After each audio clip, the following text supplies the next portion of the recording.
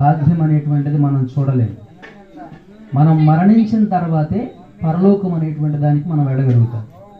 కనుక మరణం అనేటువంటిది ఒక గేట్ లాంటిది. మరణం అనేటువంటిది ఒక గుమ్మం లాంటిది. పరలోకానికి ఒక ప్రవేశం లాంటిది. పరలోకానికి ఒక ప్రవేశము లాంటిది మిత్రులారా. కనుక ఇక్కడ మనం గమనించాల్సినటువంటి విషయం, మనుషుడు ఒక్కసారి పుడతాడు, ఒకసారి చనిపోతాడు.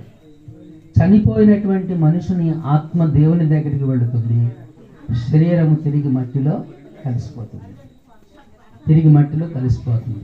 మన జీవితానికి మన ఆయుష్ కాలానికి ఒక పరిమితిని దేవుడు పెట్టాడు. ఇంతకాలం మనుషులు జీవించాలి అని. ఈ పరిమితి దేనికి వచ్చింది అంటే అపోస్తుల కార్యాల గ్రంథం 17వ అధ్యాయం. అపోస్తుల కార్యాల గ్రంథం 17వ అధ్యాయం.